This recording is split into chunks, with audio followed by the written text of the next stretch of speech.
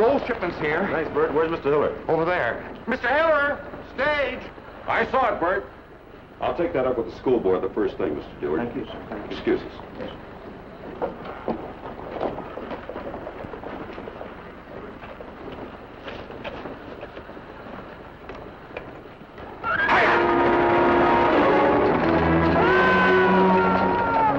Get that wagon out! How is he? What happened? That school teacher fella, he got run over. Teacher? Always grieves me to lose one of our calling. I have the honor to be a teacher myself. Well, this isn't exactly the time to talk about it. Maybe Providence has sent us a replacement. If you're thinking of me, no, sir. I'm on my way to accepting a teaching appointment in Galen. Of course, you can write the agency that sent me. Agency? The Acme Educational Agency in St. Louis. Stagecoach leaving. Excuse me, the stage is leaving. He should have retired years ago.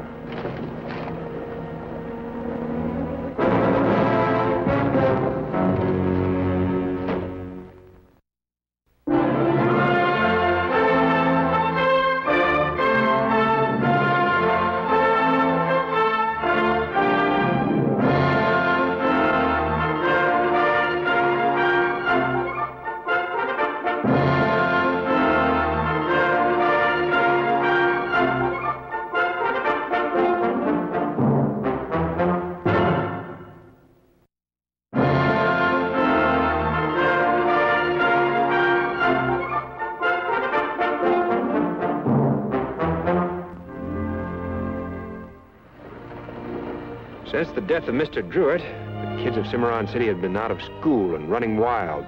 The kids certainly didn't mind it, but it was getting pretty hard on some of the residents.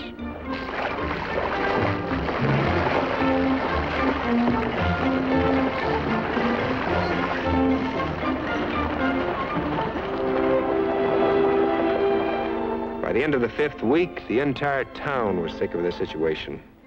So the arrival of the stage was a matter of general jubilation. The school board was already assembled to welcome the new teacher to Cimarron City.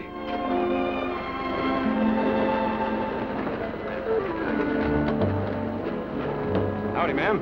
Howdy. Oh, let me take your bag. Where you figuring on taking it? To your room, Mrs. Winfield. You're not taking me to no room. I'm going to California to see my husband. Anyway, my name's Tucker. I'm Mrs. Winfield.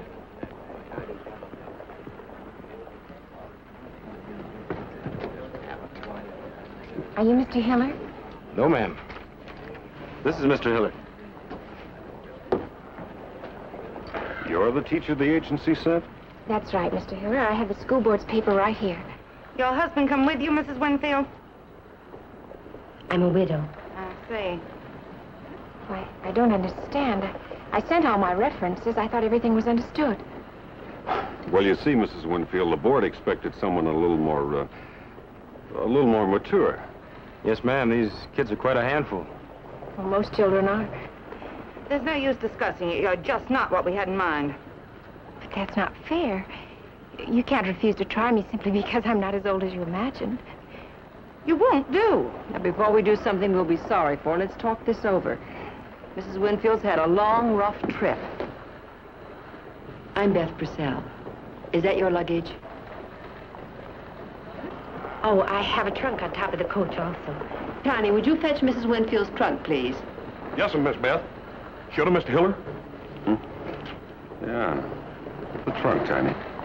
Get the trunk, Jessie. I'll show you to your room.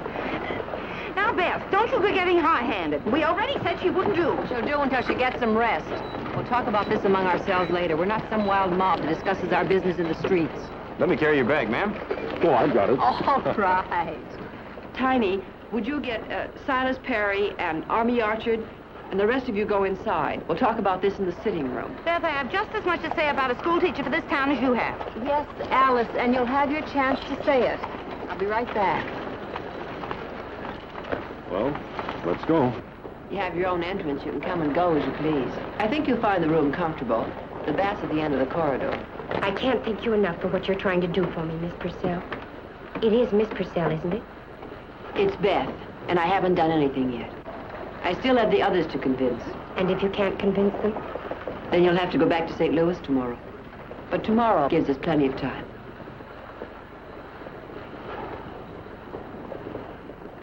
Now, what Beth says is true. After all, we brought her all the way from St. Louis. At least we owe her a chance. I agree. You men, have you considered the effect on the children? I've got my sons to think about. I don't think she'll do much harm to your Henry, Mrs. Purdy. Saw him out tormenting a little Hicks boy just now. I'm doing a story in the Sentinel on big boys who are always bullying the smaller ones. You better not mention my Henry in the paper, Army Archard. All boys have a bit of mischief in them. I think your Henry's got more in his share. We're not discussing Henry's mischief. We're deciding about Mrs. Winfield. Look at her like a dance hall girl. Is that what you want teaching our children? She can't help being pretty. There's no law against it. Is there? Well, if there is, we'd better repeal it. I don't consider this a joke. Now, another thing, if we send her back, we're going to have to go through all this business about getting a replacement again. The children are like savages already. What will they be like after another month has passed? I know if I was a child, I wouldn't have any respect for a woman that looked like that. I suggest that we put it to a vote. Good. All in favor? All opposed? All right, we'll give her a try. If she doesn't work out, she can at least keep the children off the streets until another teacher gets here. Regardless of what you men have been talked into, I'm certainly going to keep my eye on her. So am I. I'll pass the word that school starts tomorrow. I better get something in the paper. Army, I kind of figured you'd want to stick around and do a personal interview with a new teacher. Later, Silas, when it's not so crowded. Well, good day, Alice. So long, Beth. Beth, you're wonderful. The way you handle things. I could kiss you. Let me give you a pointer, young man. Now, if you want to kiss a girl, never ask her. Or warn her that you're going to. She might say no. Oh. Tom, you'll never know how much I appreciate the benefit of your many years of experience. 5 weeks ago, our poor Mr. Druitt was taken from us, and I know you'll all mourn the loss of our beloved teacher. Henry and I have prayed nightly for a successor worthy of Mr. Druitt, and now another teacher's been sent to us. A woman. A young woman. Oh, but you mustn't think about how young she is, or about her looks. You must think of her only as your teacher, and you must treat her with respect. Thank you. Thank you, Mrs. Purdy, for those very kind words. And now, boys and girls, we're going to cut the ceremony short and introduce you to your new teacher. This is Mrs. Winfield. Good morning, children.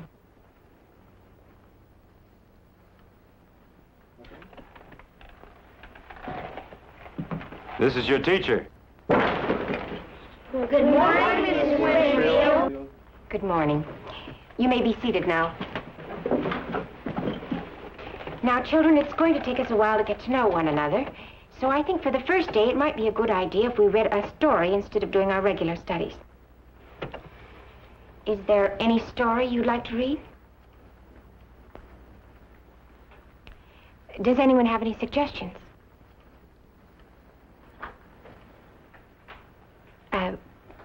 Wasn't there some story you were reading with Mr. Druitt?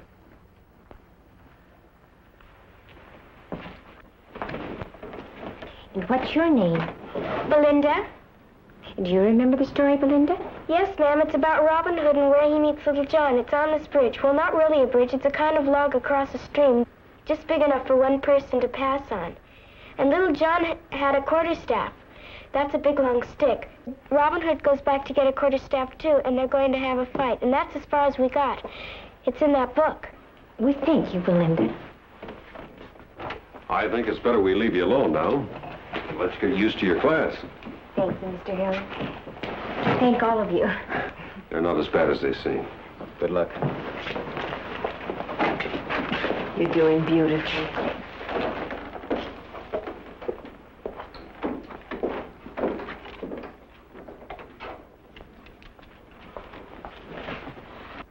Ouch! What's your name? Henry Purdy. Oh, so you're Henry. Would you come up here, please, Henry? Since you were the first one to raise your hand, I presume you'd like to be the first one to read. The rest of you may follow the story in your own books. Go on, Henry. You can read, can't you? Sure I can read. So Robin clapped Little John heartily with his staff and did shake him soundly. Friend, quoth Little John, thou hast a mighty cuddle. Does anyone know the word that Henry missed? Belinda? Cudgel, ma'am. It's a kind of club. Thank you. Thank you, Henry. You may take your seat. Would you like to continue the story, Belinda? Just for about a half an hour. I told you didn't have to worry about her. I have a feeling that Laura Winfield could take care of herself. Wait a minute.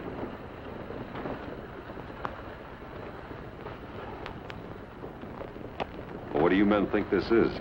A peep show? Boy, she's sure pretty. I ain't never had me no teacher as pretty as that. You never had no teacher at all.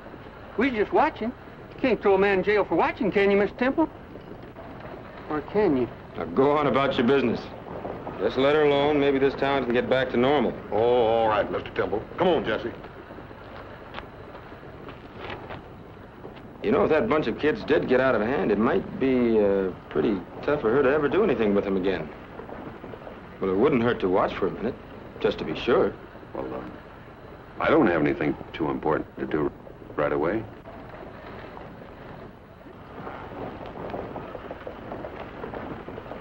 Then whilst he had a staff appraised to smite Robin, Robin fetched him such a blow in the short ribs, there was no breath left in his body. Then Robin, deeming the fight accomplished, leaned upon his own staff and too late saw the design of Little John. He smote Robin in the head so that he saw stars and forthwith dropped into the stream.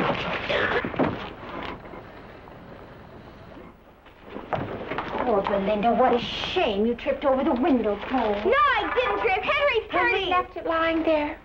It's very careless of you. But Henry's learning. You go sit down, Belinda.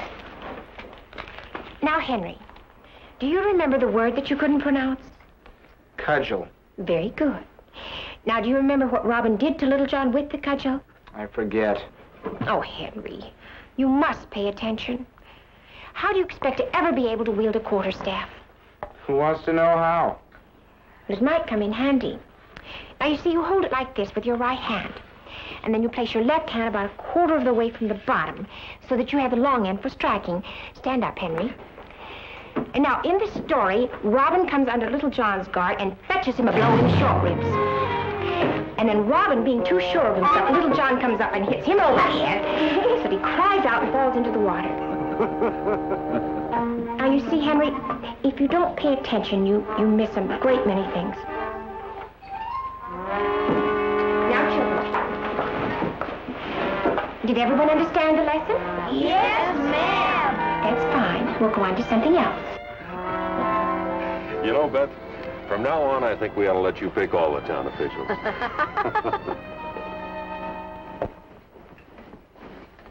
Well, Evening, Beth. it's the first time you haven't been late for supper in months. I've got lamb stew.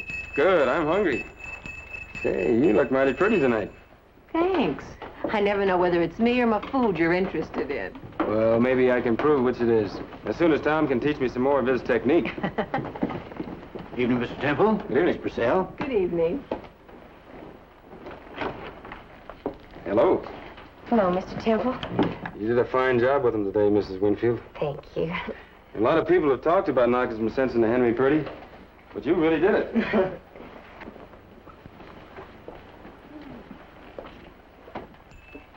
Laura, you sit there, and Lane, you sit next to Laura. All right, Beth. Thank you.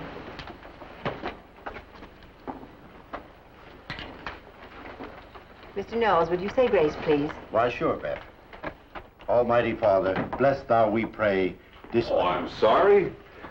I didn't know you were already at supper. Oh, don't be sorry. Won't you join us? Well, I don't want to put you to any trouble, Beth. Oh, but, no trouble at all. Won't you sit right here? Would you move down, please? Well, that's very kind of you. Thank you.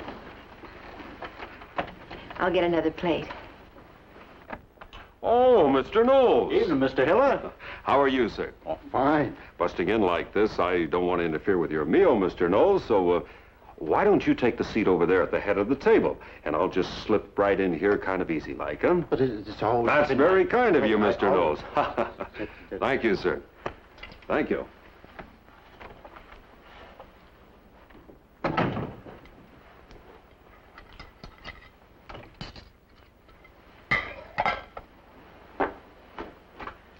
Glad to see we're all comfortable.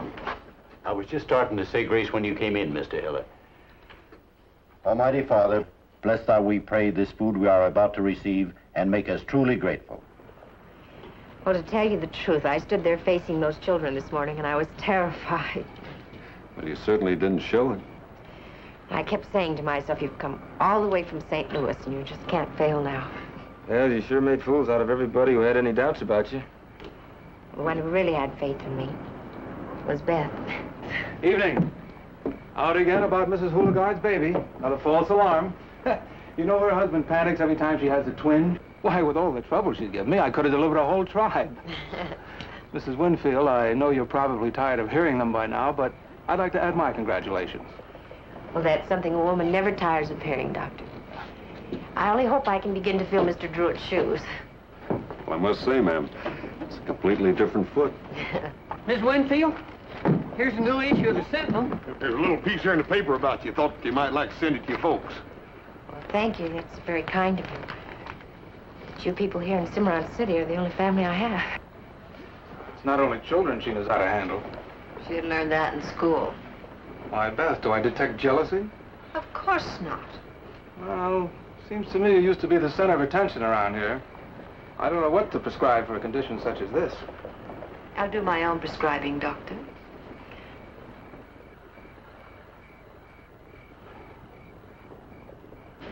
Well, it's been a long first day. If you'll excuse me, I think I'll say good night now. Good night, ma'am. After today, you deserve a good rest. I say that most gratefully. Thank you. All of you. Good night, Deb. Good night. It's getting late. I think I'll go in, too. Good night. Obliged for supper, Bess. I'm glad you enjoyed it. That doesn't seem like herself. You suppose she's all right? I think it's just a little touch of indigestion. Good night, Wayne. Good night, Doctor. Jess? I'll walk along with you. I'll go along. Good night. See you, Tom. Skeeter, what's the matter with you coming here? Do you want to ruin everything? I told Erskine I don't like to work with women. Now simmer down and tell me what you found out. The gold shipment comes in on a different day each month, so it won't be intercepted. Even the sheriff doesn't know in advance. When he knows, I'll know, and I'll telegraph Erskine. And you tell him to keep you away from me, or I won't go through with it. You'll go through with it.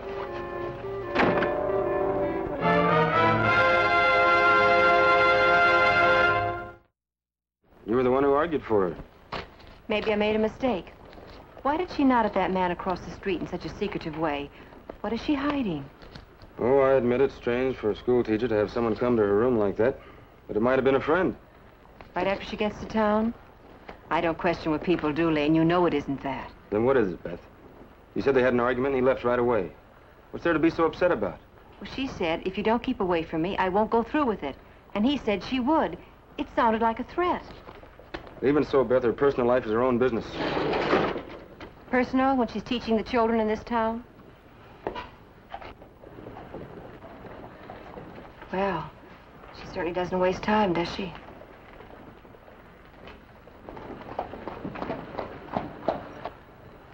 Either does Tom. But Beth, you're not... No, you wouldn't do anything like that. What do you mean? Do you think I said what I said because I'm jealous? Yes, you do. Well, I didn't say so. Well, you don't have to say so. You're just as blind as he is. Go ahead. Don't face facts. But believe me, I'm not going to forget it.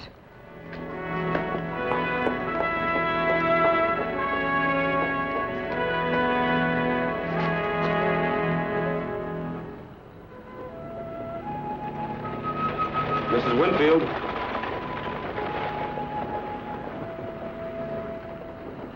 Howdy, ma'am. Hello, Mr. Temple.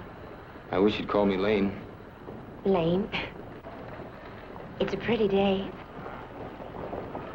Yeah. I don't know quite how to say this, ma'am, but are you in some kind of trouble? Trouble? This is a small town. You can't sneeze, but a half a dozen people are giving you cold remedies. Well, what makes you think there's any sort of trouble?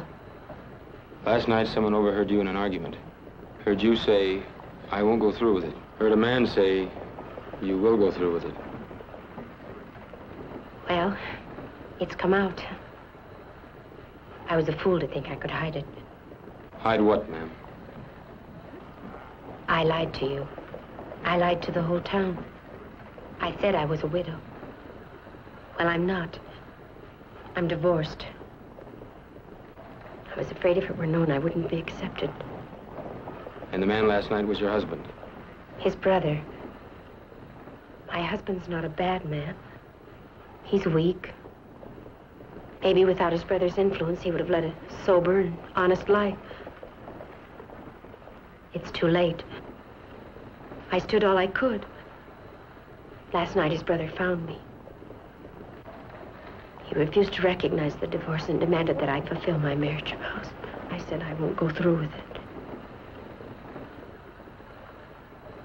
I should have been honest, but I wanted this position so much. If he gives you any more trouble, you just let me know. Thank you. There won't be any more trouble. Anyway, I'm leaving. It's nobody's business you're divorced. What matters is you're doing a great job here. That's wonderfully generous of you. What about the person who overheard? Oh, I don't think that person will have anything more to say. Now, we'll just forget this conversation ever took place. Good day, ma'am.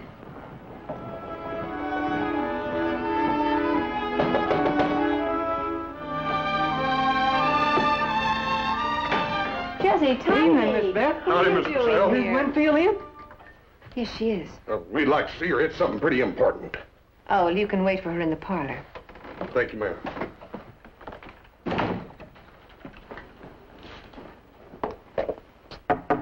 Laura. There's some gentlemen to see you in the parlor.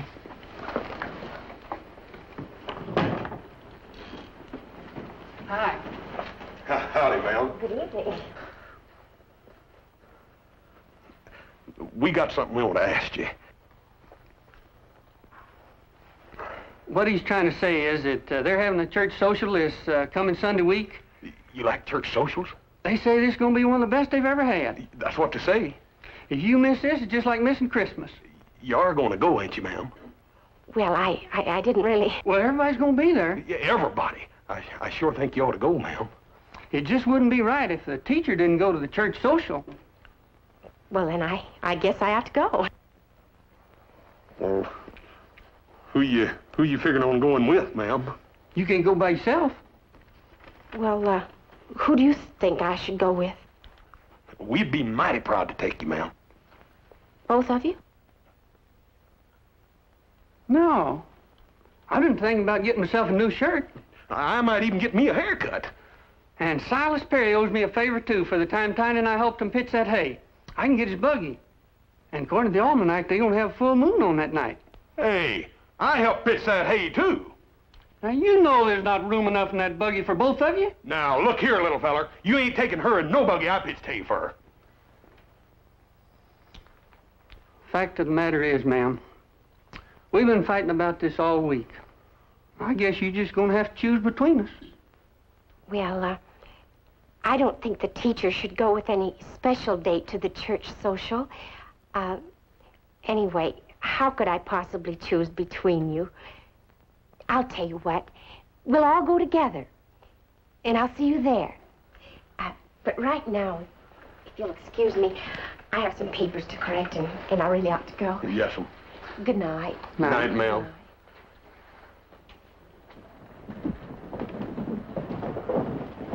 Hi, Mr. Temple. Hi, Tiny. Jesse. Oops. Hi, Beth. Now, look, it's silly to go on like this. You haven't spoken to me in 2 weeks. It's not like you to hold a grudge. It's not a grudge. I'm worried. You've seen a lot of her lately. Just what are you worried about? I honestly don't know, Lane, but If you'd have been with me, heard their voices that night. Then it's just your woman's intuition? Well, maybe. Now, look, Beth, I didn't ignore what you told me. I asked her about it, without mentioning you. There was something wrong. She explained it to me, and believe me, her explanation made sense. All right, Lave.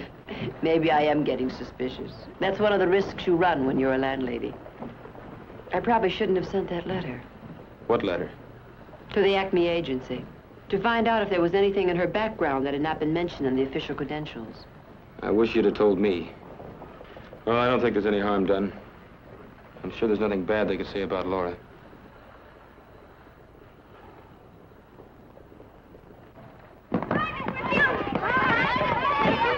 Bye, Miss Winfield. Afternoon, Mr. Temple. Afternoon.